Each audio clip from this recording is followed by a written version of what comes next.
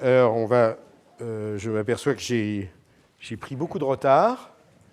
Donc, je ne sais pas si je vais le compenser ou sinon, peut-être que je ferai un cours de plus, on verra la prochaine fois.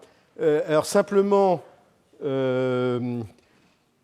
l'étude des mécanismes pathologiques, comme évidemment, l'homme est quand même limité comme moyen d'investigation des mécanismes physiopathologiques. Donc on a besoin de modèles, des modèles cellulaires, mais aussi des modèles d'organismes. Alors la souris, puisqu'on peut bricoler le génome de la souris et lui mettre des expansions, etc., c'est ce qui paraît être le modèle le plus proche de nous.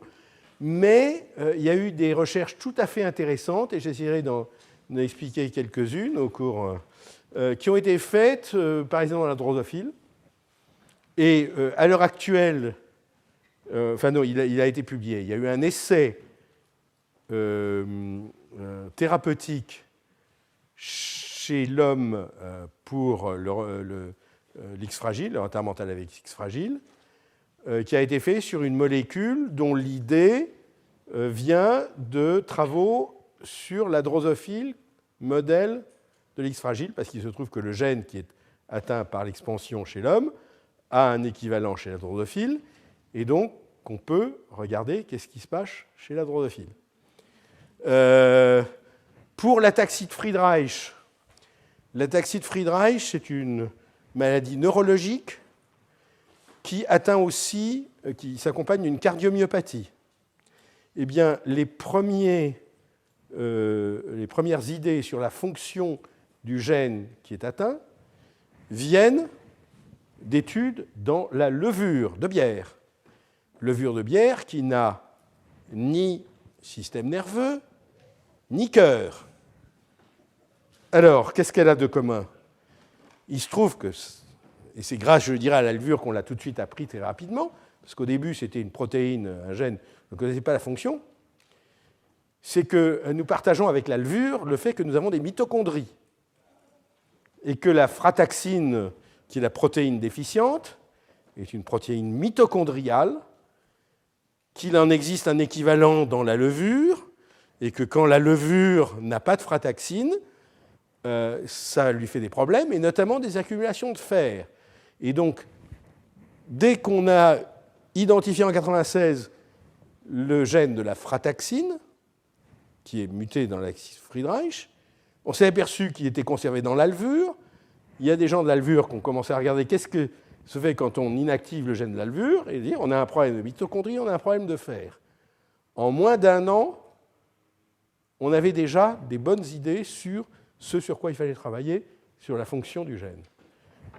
Le nématode également. Donc vous voyez, tout n'est pas sur la souris, et à l'heure actuelle aussi, puisqu'il y a eu cette année, le prix Nobel a été donné à M. Yamanaka, qui est ce Japonais, qui a montré comment on pouvait reprogrammer des cellules de type fibroblastes, etc., en cellules souches qui peuvent ensuite se différencier en neurones, en cellules cardiaques, en tout ce que vous voulez. Eh bien, ceci est en train, j'illustrerai aujourd'hui, si j'ai le temps, ces Reprogrammed Stem Cells, IPS, deviennent un outil tout à fait intéressant pour avoir des modèles dans des cellules humaines qui se différencient en neurones et qui portent ces expansions instables. Alors, sclérose latérale amyotrophique, simplement, donc maladie de Charcot, maladie de Lou Gehrig, mais plutôt quand même une forme particulière, parce qu'il y a des formes donc, qui n'atteignent que les motoneurones. En général, c'est des formes, j'allais dire, qui malheureusement tuent la personne atteinte. Ça commence vers l'âge de 50 ou 60 ou 70 ans. Et en général, c'est une évolution extrêmement rapide, en 2 ou 3 ans, avec une paralysie. Mais de temps en temps, il y a des gens qui survivent beaucoup plus longtemps, dont ce fameux physicien spécialiste de la relativité, je ne me rappelle plus de son. Voilà, c'est Stephen Hawking, qui est atteint une forme de de SLA, visiblement depuis plus de 20 ans, et arrive à survivre dans des conditions évidemment difficiles, mais et sans que ça touche son intelligence, évidemment. Et il avait été décrit, mais relativement tardivement, c'est toujours curieux, comme des choses qui devraient être gros comme des maisons, etc., qu'il y a certains patients qui commencent à faire une SLA et puis qui développent une démence frontotemporale qui se caractérise surtout moins par des problèmes de mémoire que par des problèmes notamment de comportement. Ou d'autre part, des gens avec une démence frontotemporale qui vont avoir ensuite une dégénérescence de motoneurones. Donc il semblait y avoir des formes un peu intermédiaires, où dans certaines familles, on trouvait des gens qui avaient fait une SLA et des gens qui avaient fait une démence frontotemporale. Et en 2006, il y a eu 2 papiers qui ont dit que dans des grandes familles avec démence frontotemporale et ALS, donc amyotrophic lateral sclerosis et frontotemporal dementia en 2006, il y avait, par ce qu'on appelle l'analyse de Lison, une localisation dans le chromosome 9, je crois en 9p21, etc. Voilà, 9p21. Et donc ça a été décrit en 2006, 2 papiers, y compris un papier dans Science, une revue très prestigieuse, donc c'était vrai, confirmé dans plusieurs papiers par la suite. Et visiblement, tous les gens, parce que l'ALS, c'est vraiment quelque chose où il y a beaucoup de gens qui travaillent, donc il devait y avoir des gens qui cherchaient ce gène, et ils ne le trouvaient pas. Et ça a mis 5 ans pour que, donc en octobre 2011, 2 papiers, vous voyez le nombre de gens qui sont comme co-auteurs, c'est des gros, parce qu'il fallait pouvoir analyser le plus de familles possible, trouve ça, puis le Lancet Neurology 2 mois après par les Belges, donc 3 papiers en même temps, qui trouvent tous ensemble, effectivement, cette même expansion dans ce gène C9-ORF72. Alors, une des explications, c'est qu'en fait, ce type de répétition GGCG-CCC, d'abord, c'est des séquences G-sériges qui sont très difficiles à séquencer. Donc je me demande même si est-ce que ça se trouvait dans la séquence du génome initial, ça, je ne suis pas allé vérifier. Et en plus, c'est dans un intron. Or, ce que les gens cherchaient, c'est des mutations dans des exons. Et puis, par exemple, quand on a trouvé ces choses-là en 91 ou 96, par exemple pour la taxi de Friedreich, c'était à l'aide d'une technique qui s'appelle le Southern blot, qui permet d'analyser des grands fragments d'ADN sans les séquencer. Seulement, cette technique qui était très en vogue dans les années 90, et qui est une espèce d'art, il faut vraiment, vous avez des techniciens qui savent faire, d'autres qui savent moins bien faire, c'est une technique qui a disparu, sauf dans certains labos de diagnostic. Mais dans les labos de recherche, plus personne ne sait faire un Southern blot, ou même sans doute les étudiants ne savent même pas qu'un Southern blot a existé. Le Southern, c'est parce que ça a été inventé par M. Southern. Après, il y a eu des versions RNA qui sont appelées Northern blot, mais ce n'est pas lié à M. Northern, ou pour les protéines Western blot, et ce n'est pas lié à M. Western. Donc, je pense que s'ils avaient su faire des Southern blot, ils auraient trouvé ça un peu avant. Mais enfin bon, ils ont fini par trouver. Et d'ailleurs, a publié quand même un joli Southern blot. Vous voyez la forme normale, et chez des patients, vous avez une bande qui est beaucoup plus grande, ou par cette technique qui est une technique pas vraiment de séquençage, mais où vous faites de la PCR et vous promenez un primaire dans la répétition, et vous voyez chez un normal, vous n'avez pas tous ces pics à intervalles réguliers, parce que vous n'avez pas d'expansion, et là, vous avez une très longue expansion. Et dans ce papier, un premier élément qui suggère qu'on trouve une accumulation de l'ARN qui porte ce GGCCC dans l'antisens, enfin, dans le noyau, et ceci suggère qu'il s'agirait d'une expansion qui a un caractère d'ARN toxique, puisque en général, quand vous avez de l'ARN toxique, cet ARN s'accumule dans le noyau, forme ce qu'on appelle des fossiles dans le noyau. J'en reparlerai pour la myotonie dystrophique. Donc je dirais que ça suggère un ARN toxique, encore que, par exemple, les Belges, dans leur papier de Lancet, sont plutôt pour la perte de fonction, mais avec ma rule of thumb, je me dis que si c'était une perte de fonction, on devrait trouver des mutations conventionnelles, d'autant plus que c'est une forme dominante de SLA, donc il suffit qu'il y ait un allèle qui soit muté pour avoir la maladie, et je suppose que les gens ont dû chercher et qu'ils n'ont pas trouvé. Donc j'aurais tendance à penser que c'est plutôt un gain de fonction toxique. Je discutais de ça. Donc effectivement, il y a eu un papier où ils ont screené, criblé, c'est pour cette mutation, chez 4450 patients avec une ALS et 1420 patients avec une frontotemporale dementia. Et ce qu'ils trouvent, c'est dans les patients avec une ALS sporadique, c'est 7% des patients. Dans les patients avec FTD sporadique, c'est 6%. Mais que quand on regarde des formes familiales, ces formes familiales sont relativement rares, mais quand on regarde les formes familiales, c'est 40% des formes familiales d'ALS et 25% des formes familiales de FTD, et avec, comme je l'ai dit, des familles où ça peut être un peu mélangé.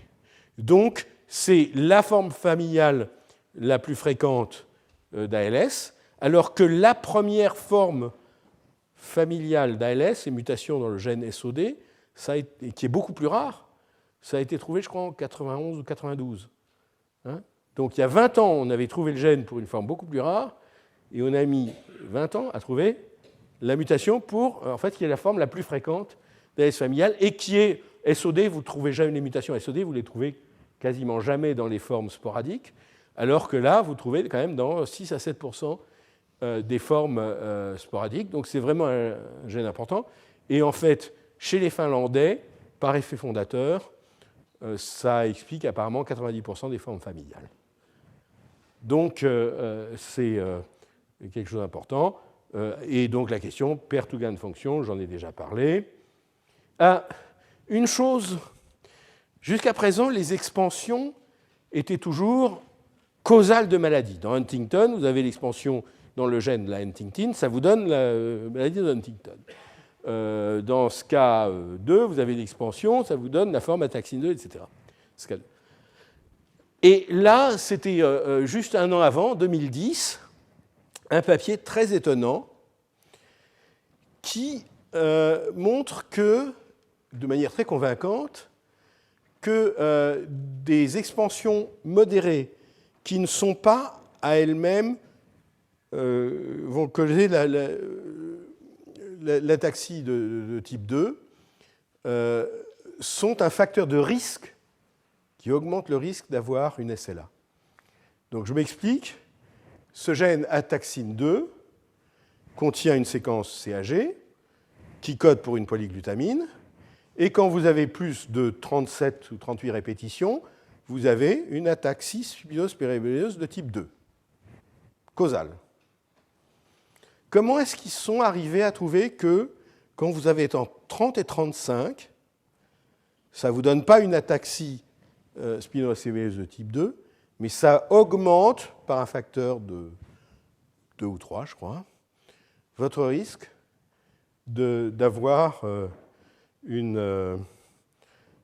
ataxie, une amyotrophie, une sclérose latérale amyotrophique. Excusez-moi, là, je commence à... Alors, comment est-ce qu'ils ont fait ça? Eh bien, ils ont commencé par la levure, ensuite ils sont allés à la drosophile, et ensuite ils sont allés à l'homme. Donc ça, c'est pour vous montrer comment. Alors, comment la levure, ils s'intéressaient effectivement à la toxicité de la polyglutamine dans la taxine 2, donc la protéine codée par ce gène, la taxine 2. Et donc, comment ils font? Comme on fait? On surexprime cette protéine avec l'expansion dans la levure. La levure se porte très mal, donc ça prouve que c'est toxique aussi dans la levure. Et ce qu'on peut faire dans la levure, c'est est-ce que, en surexprimant ou en sous-exprimant d'autres gènes, on arrive à augmenter ou à diminuer la toxicité de la taxine, c'est-à-dire chercher ce qu'on appelle des gènes modificateurs, soit des gènes qui augmentent la toxicité, soit des gènes qui diminuent la toxicité. Et qu'est-ce qu'ils s'aperçoivent? Qu'ils trouvent, je crois, une vingtaine de gènes, voilà. Ils trouvent, et donc ils cherchent des gènes de levure, hein. On reste dans la levure. On surexprime cette protéine humaine dans la levure, mais ensuite on cherche est-ce qu'il y a des gènes de levure qui, quand ils sont surexprimés ou sous-exprimés, vont moduler ou quand ils sont surexprimés plutôt, vont moduler en plus ou en moins le caractère toxique. Donc ils trouvent 13 gènes suppresseurs et 27 gènes qui, au contraire, augmentent la toxicité. Gènes de levure. Et ils avaient fait une manip, pareil, avec une autre protéine qui est, elle, liée à la maladie de Parkinson, quand elle est mutée, la synucléine, où ils avaient trouvé aussi des gènes suppresseurs et des gènes enhancers, mais ce n'étaient pas les mêmes. Donc ça veut dire que leur truc était... ce n'était pas un biais, on trouvait toujours le même genre de gène dès qu'on a introduit une protéine toxique, ça n'aurait pas été intéressant, puisque ce n'est pas la même chose pour la toxicité de la synucléine que pour la toxicité de la... Alors, en fait, je me trompe là. Alors, en fait, ce n'était pas la taxine 2 qu'ils avaient mis, c'était une protéine qui est mutée, TDP43, excusez-moi, c'est dans l'autre sens. C'est TDP43 qui est une protéine qui est mutée dans des formes familiales d'ALS, et chez la plupart des patients ALS, on trouve dans le cerveau des agrégats de la protéine TDP43. Donc ils avaient fait ça avec TDP43, excusez-moi, je n'avais pas relu ça depuis un certain temps, et ils trouvent donc des gènes suppresseurs de la toxicité de TDP43. Et parmi les gènes qu'ils vont trouver, en fait, ils trouvent le gène de l'équivalent levure du gène d'ataxine 2 comme augmentant la toxicité de TDP43. Voilà, c'est dans l'autre sens, hein.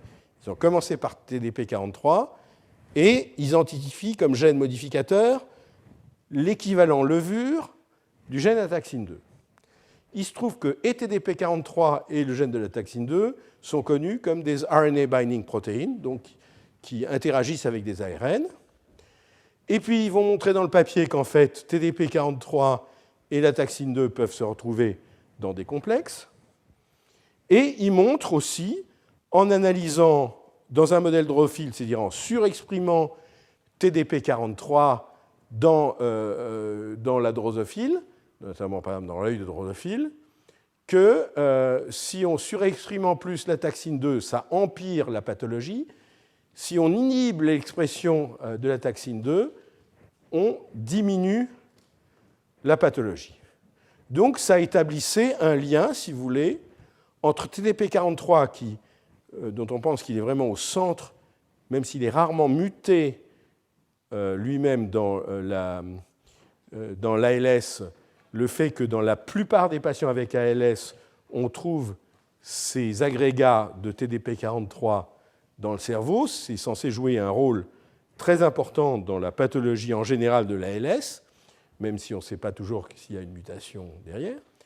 Donc ils se disent, est-ce qu'il y a un lien, par exemple, entre les expansions dans la taxine 2 et chez les patients qui ont une ALS? Et voyez la répartition des tailles des polyglutamines dans la population normale, dans les contrôles. C'est à peu près ça, c'est ceux en bleu. Et dans les patients avec ALS, et vous voyez que dans les patients ALS, vous avez beaucoup plus de personnes qui ont ces tailles entre 30, 31, 32, 33, etc. Et donc, il montre que, en fait, la présence comme ça de répétitions entre 30 et 33 qui ne sont pas répétitions qui vont être responsables de spinocérébrale ataxia de type 2 va augmenter d'un facteur environ de 3 la probabilité qu'une personne dans la population développe ou le risque de développer une ALS. Ça a été confirmé, et dans un autre papier, donc ça c'est bien, attendez. Dans cet autre papier, ils disent que non seulement ça augmente la probabilité d'avoir une ALS, et eux, ils trouvent un odds ratio, ils disent que ça augmente le risque d'un facteur de 5, donc c'est même plus que dans le premier papier. Ils trouvent aussi que ça peut être associé avec le risque d'une autre type de maladie neurodégénérative, la paralysie supranucléaire progressive, et là aussi avec un facteur de 5 ou 6, donc suggérant qu'il peut y avoir d'autres maladies neurodégénératives qui sont liées à ces allèles intermédiaires au niveau du gène ataxine 2, mais ni Alzheimer ni Parkinson. Donc ce n'est pas un truc qui est général pour tous les neurodégénératifs, mais pour ces deux maladies neurodégénératives.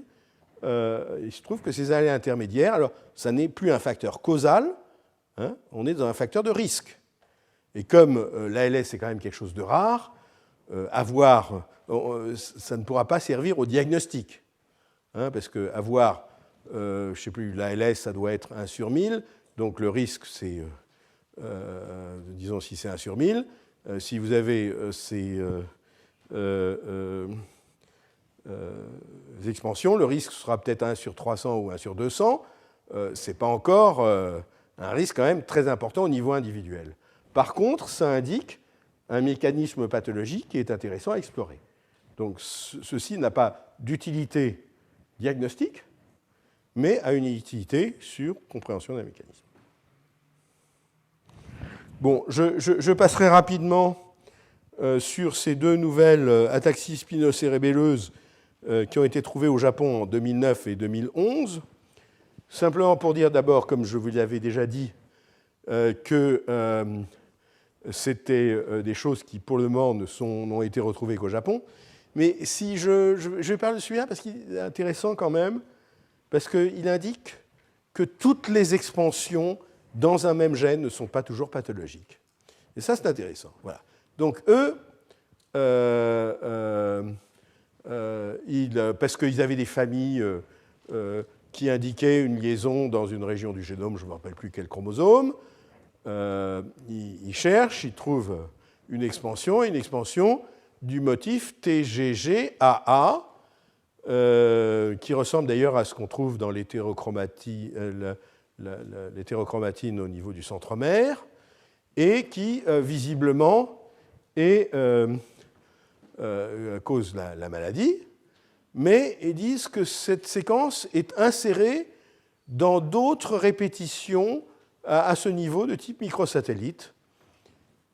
Et le papier suivant est un papier qui est notamment collaboration japonaise avec, par exemple, Alexandra Dur et Giovanni Stevenin, qui sont à la Pitié-Salpêtrière, il y a quelques centaines de mètres, où évidemment, Alexandra Dur est une grande spécialiste des ataxies, et cherche cette expansion, on la trouve chez les patients français.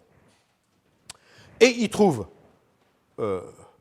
5% d'expansion chez les patients français, donc c'est ou allemands.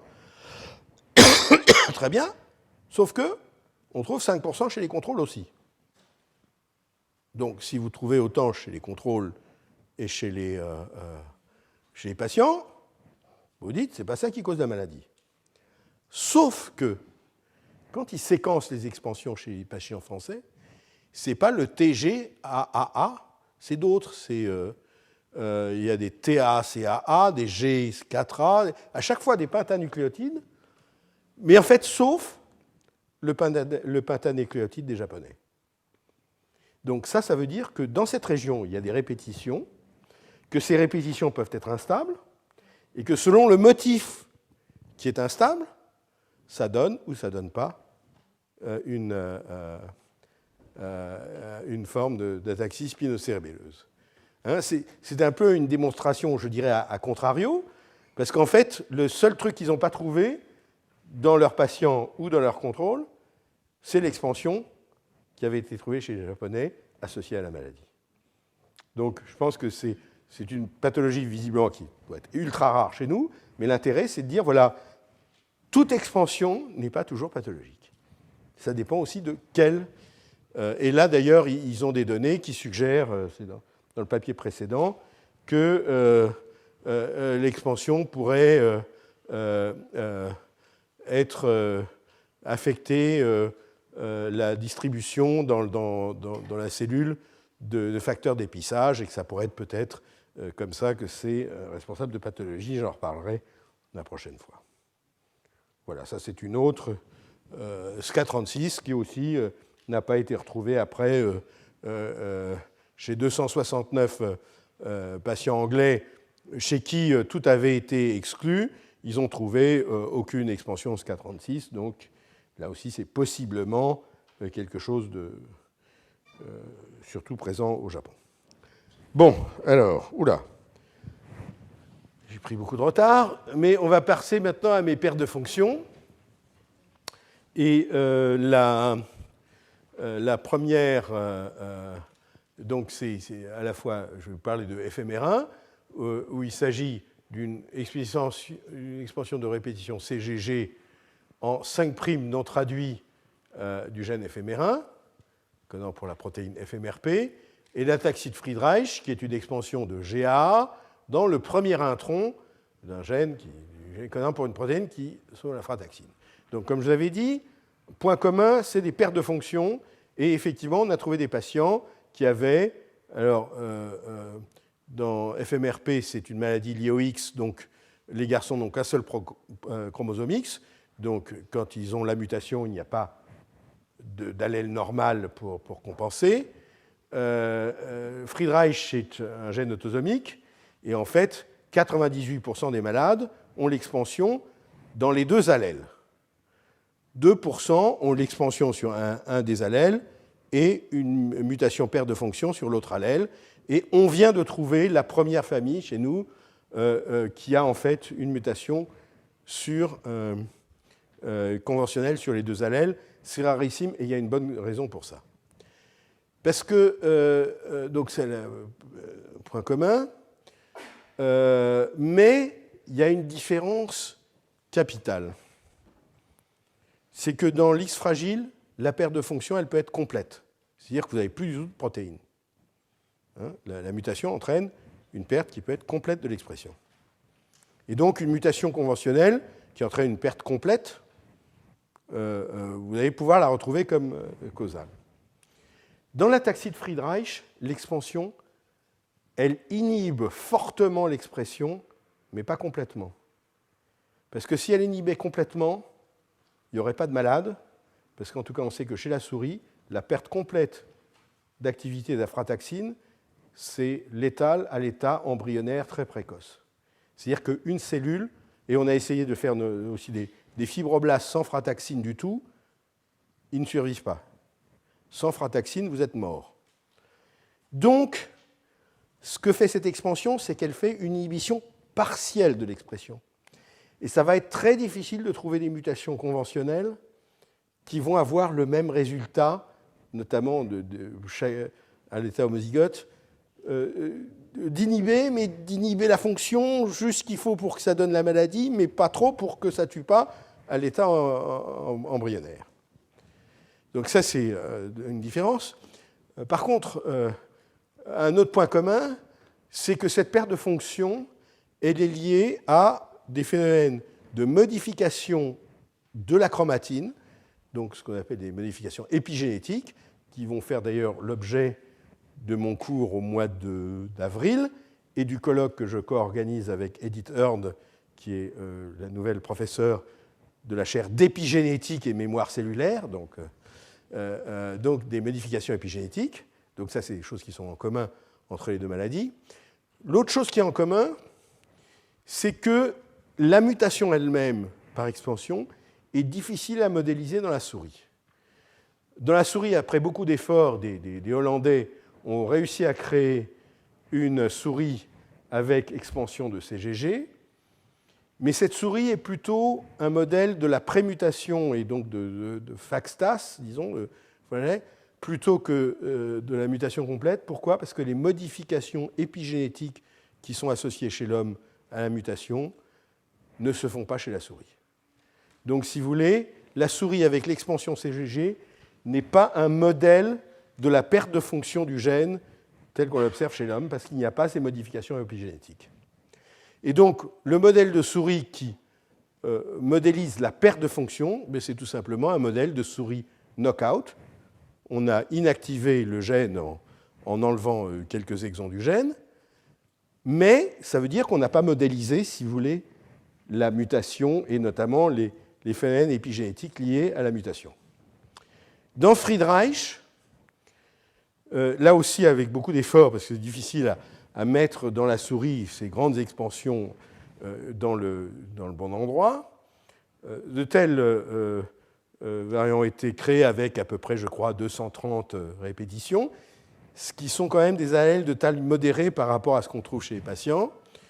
Et le problème, c'est que même dans le meilleur modèle de souris, elles ont simplement une pathologie, une expression clinique neurologique très discrète. Elles ont une durée de vie normale. Donc, si vous voulez, du point de vue clinique, elles ont quelques petites anomalies, mais qui sont très discrètes. On ne trouve pas du tout une expression comme chez l'homme. Pour trouver une expression chez l'homme, Hélène Puccio et Michel Koenig à Strasbourg ont créé des modèles de souris knockout. Mais le problème de la souris knockout, c'est que, comme j'avais dit, c'est l'étal embryonnaire. Alors, qu'est-ce qu'ils ont fait? Ils ont fait ce qu'on appelle un knockout conditionnel. C'est-à-dire que vous avez une construction où vous mettez un des exons du gène entre deux séquences qui peuvent recombiner entre elles, si vous introduisez un troisième gène, qu'on appelle le gène cré, et qui va permettre de faire cette recombinaison et d'inactiver le gène. Mais ce gène cré, vous pouvez l'exprimer uniquement dans le cerveau, uniquement dans le cœur, uniquement dans l'épithélium. Et donc, c'est ce qu'on appelle des knockouts conditionnels. Donc, ce qui a été créé, c'est une souris qui soit n'exprime pas le gène dans le cœur, et elle a une cardiomyopathie qui la tue rapidement, soit qui n'exprime pas la frataxine dans les neurones, et à ce moment-là, il a une maladie neurologique extrêmement grave qui va la tuer aussi, mais au moins qui va tuer la souris déjà vivante et de quelques semaines. Donc on peut faire des choses avec, mais ce n'est quand même pas un modèle tout à fait de la maladie, parce que la maladie, c'est d'avoir un peu d'expression de frataxine, mais pas suffisant dans chaque cellule. Là, dans ce modèle, on a dans le cœur pas d'expression, ou dans les neurones pas d'expression. Voilà. Mais c'est parce qu'on n'arrive pas à faire mieux. Je crois que je vais passer peut-être sur ces dias parce que à l'heure actuelle, dans mon laboratoire, on travaille sur la fonction de la protéine FMRP, qui est la protéine qui est déficiente dans le retard mental avec X fragile. C'est une protéine qui se lie à des ARN messagers et alors il y a beaucoup de gens qui travaillent là-dessus et on sait que c'est une protéine qui peut réguler l'expression au niveau de la traduction et notamment la majorité de cette protéine est dans le cytoplasme, mais dans les neurones, il y en a un peu qui est au niveau postsynaptique, notamment dans ce qu'on appelle les épines dendritiques, dans les dendrites.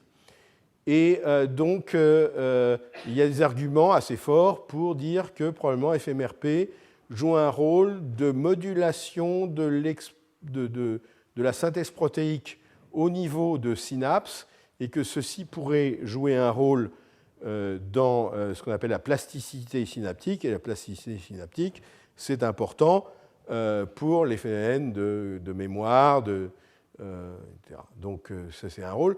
Mais on s'est aperçu que FMRP, par exemple, pouvait être aussi impliqué dans des phénomènes de génération de granules contenant de l'ARN, notamment quand il y a un stress cellulaire, ce qu'on appelle les stress granules, qu'il pourrait être au moins impliqué dans son propre épissage. On ne sait pas s'il peut être impliqué dans l'épissage d'autres messagers. Et surtout, donc, Hervé Moine, donc, qui travaille à l'IJUMC, avait montré en 2001 et ça a été largement confirmé, que FMRP se lie à des structures particulières au niveau des ARN messagers, de certains ARN messagers, qui sont ce qu'on appelle des G-quartets, c'est-à-dire c'est des régions enrichies en G et qui peuvent former des espèces d'empilements de structures en boucle où vous avez 4 G pour chaque plateau de cet empilement, d'où G quadruplex ou G quartet, ce qui n'est pas un quatuor en sol de Schubert ou de Mozart.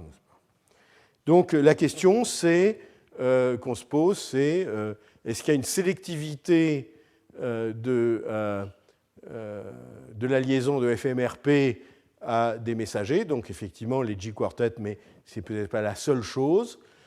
Et ensuite, qu'est-ce que fait FMRP quand il est lié à un ARN messager? Quelles sont les conséquences sur le métabolisme et la fonction de cet ARN messager? Et ce que Hervé Moine a montré récemment, qui est tout à fait intéressant, c'est qu'en fait, les G-quartets, qu'on peut démontrer par des méthodes chimiques ou enzymatiques, l'existence de ces quatuors de G, de ces empilements, et pas seulement par prédiction informatique qui est toujours insuffisante, c'est que la présence de ces G-quartets dans certains ARN qui codent pour des protéines neuronales, et notamment des protéines qui sont présentes dans les dendrites ou au niveau synaptique, peut jouer un rôle de signal d'adressage pour aller dans les dendrites. Simplement, c'est illustré ici.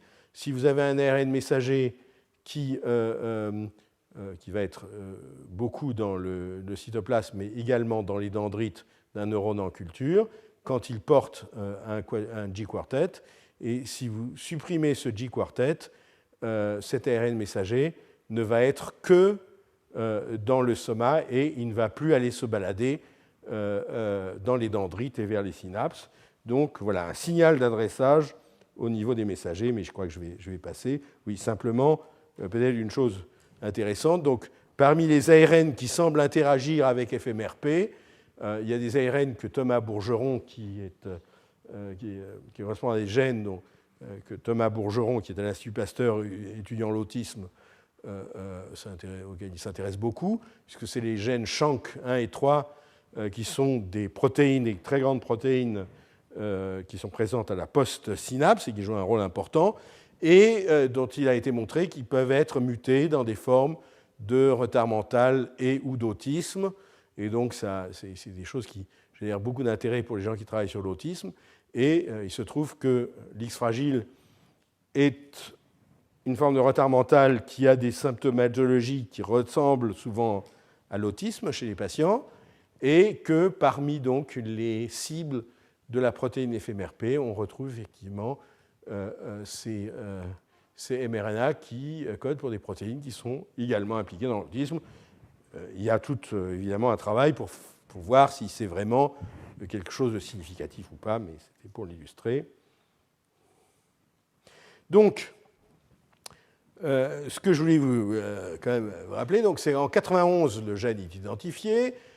En 94, il y a une souris knockout qui est faite comme modèle de perte de fonction du gène, que pendant longtemps, le phénotype de cette souris est l'objet de débats parce qu'elle a en fait, elle a l'air de se porter à peu près bien, elle n'a pas l'air d'avoir des très gros problèmes neurologiques, etc. Mais quand on y pense, les patients avec X fragile, ils ont un retard mental, ce qui est catastrophique, si vous voulez, pour eux, mais enfin, c'est quand même des gens qui, la plupart, peuvent avoir un langage quelquefois assez pauvre, ils vont avoir des difficultés à apprendre à écrire, certains arrivent, d'autres pas du tout, mais la plupart peuvent prendre le bus, etc., faire plein de choses, boutonner s'habiller, etc., faire quand même travailler en atelier protégé, toute chose que même la souris la plus intelligente n'arrivera pas à faire. Donc, si vous voulez modéliser un retard mental chez la souris, vous pouvez modéliser des aspects de mémoire, de comportement, etc., mais enfin, c'est difficile. Donc, ça a mis plusieurs années avant de trouver des phénotypes cognitifs ou neurologiques reproductibles dans la souris. Et en fait, c'est notamment un électrophysiologiste qui, Marc Baer, très connu aux États-Unis, qui a trouvé qu'il y avait une anomalie dans l'hippocampe de ces souris, qui est une anomalie de plasticité synaptique, ce qu'on appelle la long-term depression, c'est-à-dire qui fait que quand vous stimulez très fortement une synapse, certaines synapses vont augmenter leur fonctionnement, mais d'autres, au contraire, vont être inhibées. C'est ce qu'on appelle la long-term depression. Et lui, il a trouvé que cette long-term depression était particulièrement forte chez les souris FMRP knockout. Et l'intérêt, c'est que les électrophysiologistes savaient que ce phénomène était lié à l'activité aux signalisation d'un récepteur au glutamate qui s'appelle le récepteur mGluR5, le récepteur métabotropique au glutamate. Et pourquoi c'est intéressant ? Parce que ça, c'est quelque chose que les gens qui font de la neuropharmacologie, les récepteurs au glutamate, ils connaissent très bien. Ils ont fait des inhibiteurs, ils ont fait des activateurs, parce que tout ça, c'est des choses qui jouent un rôle très important dans les communications entre neurones. L'industrie pharmaceutique s'y intéresse beaucoup. Donc, à partir du moment où on se disait, dans l'X fragile, il y a des anomalies de la signalisation glutamatergique, et la conclusion de Mark Baer, c'est qu'en fait, il y avait trop de signalation glutamatergique. Ça suggérait que si on avait des inhibiteurs de ce récepteur mGluR5, ça pourrait peut-être être intéressant. De 2005 à 2007, les données pharmacologiques et génétiques sur les modèles souris et de drosophiles, parce que ce gène FMRP qui est absent, enfin qui n'est pas exprimé chez les patients avec X fragile, il en existe une version chez la drosophile. Vous pouvez l'inhiber chez la drosophile, j'avais raconté ça dans les cours précédents, et ça entraîne des anomalies de neurogénèse, mais aussi des anomalies de comportement, des anomalies de cognition chez la drosophile, parce que vous pouvez analyser la mémoire de la drosophile. Et donc la drosophile était devenue un outil pour analyser des modulations pharmacologiques quand vous avez une absence de cette protéine, l'équivalent drosophile de FMRP. Et donc tout ceci a convaincu l'industrie pharmaceutique qu'il y avait peut-être bien que l'X fragile, parmi les maladies rares, c'est une maladie qui n'est pas trop rare, c'est à peu près un garçon sur 5000, une fille sur 8000 qui sont atteints de retard mental, on dit déficience intellectuelle maintenant. Ce qui fait, si vous comptez, en France, on peut se dire qu'il doit y avoir 10 000 personnes qui ont un retard mental à cause de l'X fragile. C'est quand même pas complètement négligeable. Et donc, le fait que ça soit quand même pas rarissime, d'une part, le fait que les études sur la souris et sur la drosophile suggéraient que peut-être d'inhiber les récepteurs mGluR pourrait être intéressant, et le fait que ça soit Novartis ou que ça soit Roche, ils avaient déjà des antagonistes mGluR dans leurs armoires qu'ils avaient développés pour autre chose. Par exemple, je crois que c'est Novartis, dans leur description du mGluR qu'on trouvait sur Internet, ils disaient qu'ils avaient développé ça pour éventuellement voir est-ce que ça pourrait être intéressant dans Parkinson ou éventuellement intéressant chez les gens pour arrêter de fumer, etc. Donc, si vous voulez, il y avait un inhibiteur mGluR5, ça pourrait être intéressant pour quelque chose. Et là, tout d'un coup, ils disent, ça pourrait être intéressant pour l'X fragile.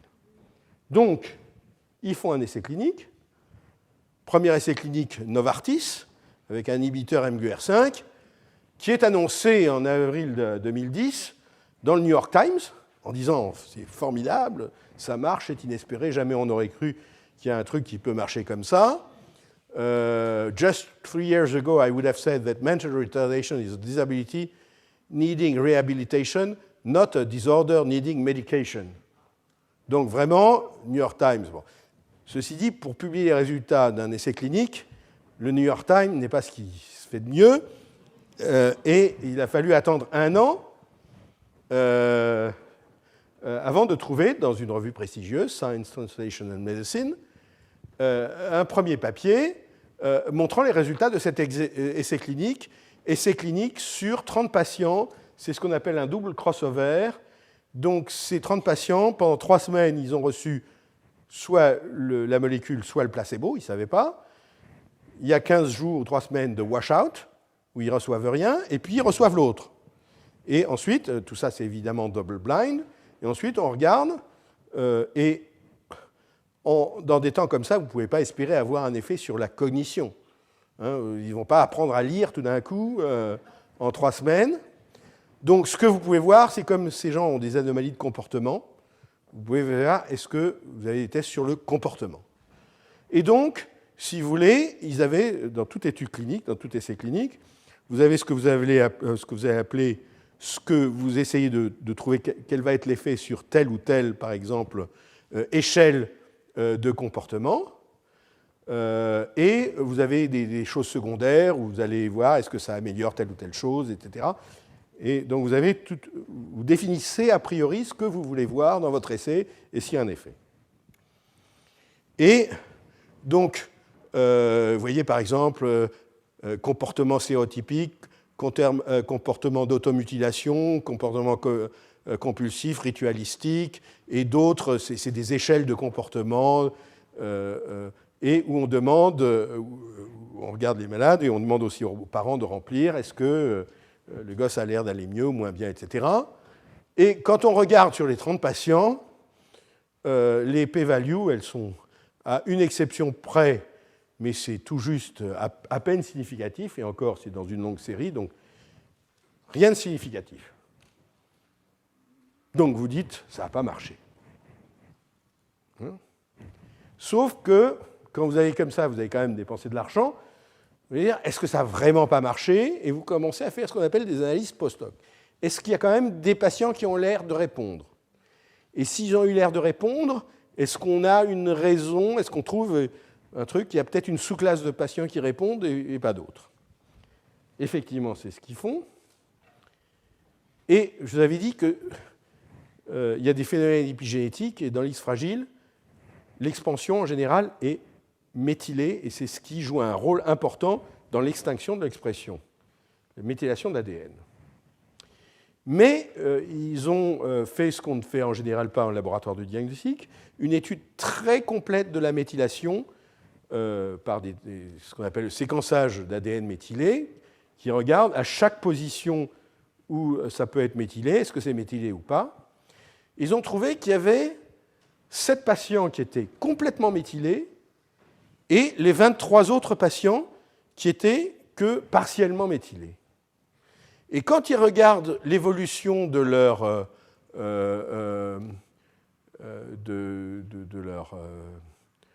questionnaire là, de comportement, etc., ils voient que les 7 patients qui étaient complètement méthylés se sont améliorés, alors que dans les 23 patients qui étaient partiellement méthylés, ça va un peu dans tous les sens.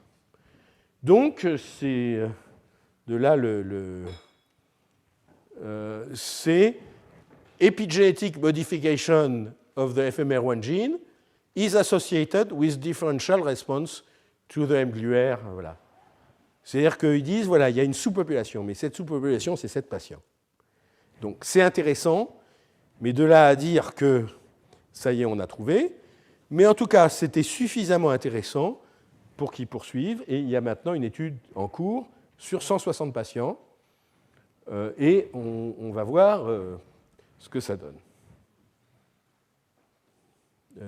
D'ailleurs, les personnes importantes là-dedans qui ont fait cette étude clinique, c'est Vincent Desportes à Lyon et Sébastien Jacquemont à Lausanne, qui sont des neuropédiatres extrêmement, ou généticiens extrêmement talentueux.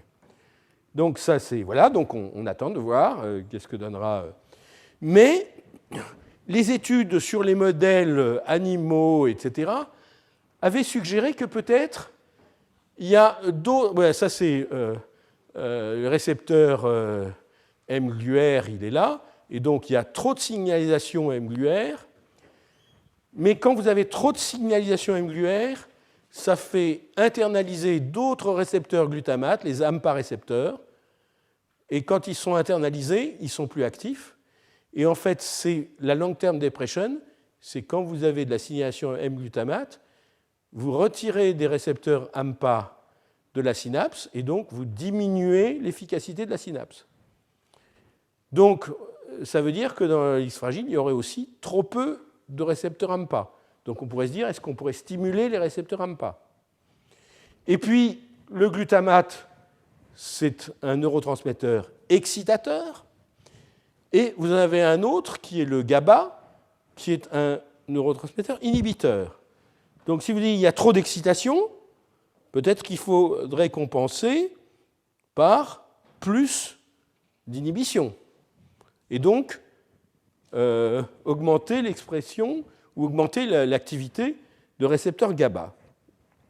Et bien justement, il y avait une étude dans la drosophile qui avait été faite par Steve Warren, que je trouve très jolie, publiée en 2008, et qui montre aussi, ça c'est pour les jeunes qui éventuellement sont étudiants en thèse, c'est un truc qui est, je trouve, très important.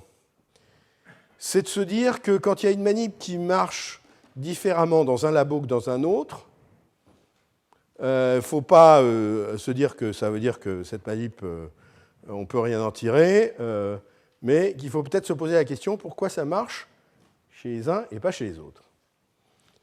Et là, c'était une manip qui avait l'air quand même évidente. Le mutant knockout de drosophile, où on inactive le gène homologue de FMR1. Dans certains labos, ça donnait des drosophiles qu'on pouvait tester en courtship behavior et dans toute une série de choses sur la mémoire, etc. Et dans d'autres labos, les drosophiles n'éclosaient pas. Il y avait une létalité embryonnaire, une létalité au niveau larvaire des drosophiles. Donc, il y avait des gens qui arrivaient à voir des drosophiles qui sortaient et puis qu'on pouvait tester, et d'autres qui disaient, chez nous, cette mutation, elle est létale. Et ils se demandaient pourquoi. Et ils ont fini par s'apercevoir que c'était ce qu'on donnait à manger aux drosophiles. Si vous donniez de la lab food, de quelque chose qui est préparé dans le labo, elle survivait. Si vous achetiez, parce que ce qui est plus simple, une nourriture qui est fournie par un fournisseur de nourriture pour drosophiles, elle mourrait. Et donc, Steve Warren s'est demandé, mais quelle est la différence entre la lab food et la commercial food? Pourquoi ça tue les drosophiles? Et en fait, ces pauvres drosophiles faisaient le syndrome du restaurant chinois. Pourquoi? Voilà, le glutamate. Il s'est aperçu que dans la commercial food, il y avait plus de glutamate que dans la lab food, et qu'en fait, ces drosophiles mutantes étaient hypersensibles au glutamate. Alors, je vous avais dit justement, l'idée, c'est qu'il y a l'application d'un récepteur au glutamate, il y a trop de signalisation glutamatergique. Trop de signalisation glutamatergique, vous rajoutez en plus du glutamate, vous tuez ces braves drosophiles. Et donc, il a montré qu'effectivement, siloter le glutamate ou rajouter des doses croissantes de glutamate, il tuait spécifiquement les drosophiles mutés dans le gène drosophile FMR1. À partir de là, il s'est dit, mais ça, je pourrais en faire un criblage pharmacologique, de trouver, en présence de glutamate chez ces mutants, qu'est-ce qui permet de récupérer des drosophiles vivantes. Et donc, il a testé comme ça, avec un système de drosophile sorteur pour sortir de manière automatique les drosophiles mutantes dans le gène DFMR1. C'est un très joli travail. Il a pu tester 2000 composés, qui sont des composés qui sont approuvés d'ailleurs pour l'utilisation chez l'homme. Et il a trouvé une dizaine de composés qui permettaient effectivement, en présence de glutamate, de récupérer quand même des drosophiles vivantes. Et parmi ces composés, il y en a 3 qui agissaient dans la voie du GABA. Et donc ça a suggéré qu'avoir un agoniste GABA pourrait être très intéressant. Et ça l'a tellement bien suggéré que Steve Warren et Mark Baer, c'est ce électrophysiologiste qui avait montré l'histoire du long-term depression, viennent de publier 2 papiers. Enfin, un premier où ils disent qu'en donnant cet agoniste de GABA chez la souris knockout, on corrige certains des phénotypes. Là, ici, c'est plutôt des phénotypes morphologiques au niveau des épines dendritiques ou au niveau aussi de la synthèse protéique au niveau des synapses, qui sont de manière discrète anormaux chez la souris knockout. Donc, en donnant ce R-baclofen, alors en fait, c'est simplement une version stéréosélective du baclofen dont c'est Olivier Ameisen a récemment beaucoup parlé sur ses effets contre l'addiction à l'alcool. Donc là, c'est un agonisme sélectif du récepteur GABA-B. Donc chez la souris, ça sert des choses intéressantes, mais surtout, comme nos amis Marc Baer a fait une boîte pour développer des thérapies anti-X fragiles, enfin pour X fragiles, ils sont passés avec l'R-baclofen à un essai clinique. Et là aussi, cet essai clinique, alors là, c'est sur 60 patients, je crois, 63 patients, donc 55 garçons. Donc c'est à la fois une étude de tolérance, mais est-ce que aussi des scales, Social Avoidance Scale, Vineland Socialization Scale, donc des choses regardant le comportement. Si on prend tous les patients ensemble, de nouveau, il n'y a rien. Mais si on prend ceux qui sont les plus sévèrement atteints, eh bien là, on trouve, c'est du côté improved et du côté non improved, placebo en rouge, la molécule R-baclofen en bleu. Vous voyez qu'il y a plus de bleu du côté improved, mais uniquement chez les patients qui sont plus atteints que la population générale. Dans la population générale de patients, le P est 0,15, donc n'est pas. Ça suggère que peut-être il pourrait y avoir un effet, mais qui n'est pas significatif. Quand on prend les patients les plus atteints, on trouve un P 0,03, c'est insignificatif. Mais c'est une analyse post-hoc. C'est-à-dire qu'en fait, ce que vous l'avez fait comme vous voulez le faire, ça n'a rien donné, et donc vous avez dit comment est-ce que je peux sauver les choses. Là aussi, ça veut dire que peut-être, mais il y a beaucoup dans le cancer, dans les maladies rhumatismales, dans la schizophrénie, il y a beaucoup aussi de médicaments qui marchent chez une proportion des patients et pas chez les autres. Donc, si vous voulez, ça suggère que peut-être il y a quelque chose, que peut-être ça vaut le coup de continuer, mais ça ne veut pas dire qu'on a gagné. Je me demande si on a 5 minutes.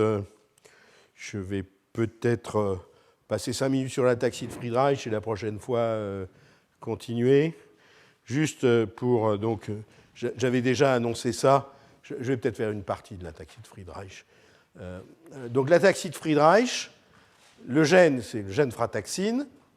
Une répétition GA dans le premier intone, dont je vous ai dit qu'elle inhibe l'expression, mais pas complètement, parce que si elle inhibait complètement, ça serait létal. Donc une perte partielle de fonction, perte totale et létale. Alors, comme j'avais dit, donc la mutation et le gène ont été identifiés, et notamment en fait, dans notre laboratoire en collaboration avec un chercheur qui était à Houston à l'époque, qui est maintenant à Bruxelles, Massimo Pandolfo, donc c'était par Michel Koenig, en 1996. Dès 80, je dirais, dans les mois qui suivent, grâce à la levure, on savait que c'était un problème de mitochondrie, on savait que d'une manière ou d'une autre, le fer était impliqué. En 1997, le groupe d'Arnold Munich, notamment avec Pierre Rustin et Agnès Rotig, démontre qu'en fait, il y a une anomalie dans certains complexes de la chaîne respiratoire de la mitochondrie, et notamment dans ceux qui contiennent des protéines, ce qu'on appelle la fer-soufre, c'est-à-dire des protéines qui, pour être actives, ont besoin d'un assemblage fer-soufre particulier, ce qu'on appelle les clusters fer-soufre. Et ceci a rapidement suggéré que la frataxine, en fait, avait un rôle à jouer dans la biogénèse de ces clusters fer-soufre et donc d'une manière générale dans la biogénèse des protéines à complexe fer-soufre, sauf que ces protéines à complexe fer-soufre, elles sont, il y en a effectivement dans 3 complexes de la chaîne respiratoire, mais il y a aussi dans des enzymes cytoplasmiques telles que l'aconitase, et on a pu voir que l'aconitase, qui est un enzyme du métabolisme intermédiaire, était aussi diminuée en activité dans les cellules de patients Friedreich, et même dans certaines protéines nucléaires qui jouent un rôle dans la réparation ou dans la réplication de l'ADN. Donc le déficit, et récemment Hélène Puccio a pu montrer que, bien que la frataxine soit mitochondriale et qu'elle agisse sur la genèse des complexes fer-soufre dans la mitochondrie, c'est ces mêmes complexes fer-soufre qui servent après pour les autres protéines. Donc, si vous voulez, on peut se dire qu'il n'y a peut-être pas uniquement un problème mitochondrial dans les patients avec ataxie de Friedreich. Donc, le déficit en frataxine entraîne en tout cas un déficit de la fonction de la chaîne respiratoire, et ceci entraîne un stress oxydatif et aussi une accumulation de fer dans la mitochondrie. Et alors, au début, les gens se disaient, mais est-ce que c'est l'accumulation de fer qui génère le stress oxydatif, parce qu'il y a ce qu'on appelle la réaction de Fenton, qui fait que le fer génère des radicaux libres, etc. Ou est-ce que c'est le fait que le fer n'est pas utilisé dans le fer-soufre et qui s'accumule? Et en fait, donc, sur le modèle souris, je crois que Hélène Puccio a montré de manière tout à fait convaincante qu'en fait, on retrouve l'accumulation de fer, on retrouve le stress oxydatif, mais simplement beaucoup plus tard dans l'évolution de la maladie chez la souris, et que c'est un effet secondaire, que ce n'est pas l'effet primaire. L'effet primaire semble effectivement le fait qu'il y a beaucoup moins de ces protéines à cluster fer-soufre et le déficit en fonction de la chaîne respiratoire. Le reste étant... Alors ça, c'est important parce que, par exemple, il y a par exemple Arnold Munich qui avait proposé qu'on pourrait donner des chélateurs du fer pour traiter, notamment la défériprone, pour traiter les patients avec ataxie de Friedreich. Il y a eu un essai clinique, mais qui était un essai qui n'était pas en double aveugle, qui était en open label. Donc les patients savaient qu'ils prenaient cette molécule, qui a suggéré qu'il pourrait y avoir un effet, mais c'est très discuté. Et si effectivement l'accumulation de fer n'est que quelque chose de relativement secondaire, c'est peut-être pas là qu'il faut essayer, mais bon. Alors, je vais peut-être m'arrêter avec ça juste pour montrer, parce que donc l'expansion GA a été trouvée dans un intron, elle entraîne une perte de fonction, et très vite on a pu voir qu'il y avait beaucoup moins d'ARN messager produit, et que puisqu'il y avait beaucoup moins d'ARN messager, il y avait beaucoup moins de protéines. Et au début, les gens spécialistes des structures d'ADN ont fait in vitro des études, et ils ont déduit que les expansions GA pouvaient former des triplets, des triples chaînes d'ADN, donc des structures d'ADN tout à fait anormales, et dit voilà, c'est ça, ça doit bloquer la transcription, l'ARN polymérase n'arrive pas à passer, et c'est pour ça qu'il y a moins d'ARN messager produit. Et à partir de 2003, l'équipe de Richard Feuerstein à Londres, qui était venu l'an dernier, mais qui va venir au colloque que j'organise avec Edith Heard au mois de mai, et suivi par l'équipe de Joe Gottesfeld en Californie, ont montré qu'en fait, ce qui se passait, c'est qu'il y avait une modification de l'état chromatinien du gène qui porte l'expansion, et que cette modification de l'état chromatinien entraînait un silencing, c'est-à-dire une inhibition de l'expression. Et en fait, donc, ce qu'ils pensent, c'est que la chromatine est notamment sous forme de nucléosomes, c'est-à-dire des assemblages d'histones. Ces histones ont des modifications sur leur queue d'histone, ce qu'on appelle les histone tail. Certaines des modifications sont activatrices de l'expression, d'autres, au contraire, inhibitrices de l'expression. Et parmi ce qui active l'expression à un locus donné, c'est l'acétylation de ces chaînes d'histone. Et si vous désacétylez une chaîne d'histone, vous allez réprimer, commencer à avoir une structure en hétérochromatine, c'est le début d'une hétérochromatination qui empêche l'expression. Et notamment, il y a des enzymes, et il y a 18 enzymes différents qui s'appellent les HDAC, histone diacetylase, qui sont des enzymes qui enlèvent les résidus acétyles. Et donc, l'hypothèse de Fechtenstein et de Gossen, ou plutôt les résultats, suggèrent que dans la chromatine, au niveau de l'allèle muté, d'un allèle muté de l'ataxie de Friedreich, ils ont fait ça sur des cellules de patients, ils ont fait ça aussi sur des souris avec l'expansion, ça entraîne effectivement une désacétylation des histones. Ensuite, il y a une autre modification inhibitrice qui s'appelle la triméthylation d'un histone H3 qui se met en place. Donc, il y a pas assez de groupements acétyl, trop de groupements méthyl, qui servent d'ancrage pour une protéine HP1 de l'hétérochromatine, et ceci fait que cette chromatine qui devait être active se transforme en chromatine inactive, en hétérochromatine. Et ce que proposent Fechtenstein et Gottesfeld, c'est que si on pouvait avoir des inhibiteurs des HDAC ou d'une HDAC peut-être spécifique impliquée qui puissent inhiber cette désacétylation, peut-être qu'on arriverait à réexprimer le gène ataxie Friedreich. Et donc, et Gottesfeld et plus récemment Fechtenstein ont cherché, ou même pour Gottesfeld, ont commencé à synthétiser des nouveaux inhibiteurs d'HDAC, et tous les deux ont trouvé des inhibiteurs d'HDAC qui, sur les cellules de patients ou sur les modèles souris, permettent une réexpression, au moins en partie, de l'allèle muté avec le GAA. Et dans les deux cas, il y a des essais cliniques qui soit viennent de commencer, ou en tout cas qui viennent de commencer à recruter des patients.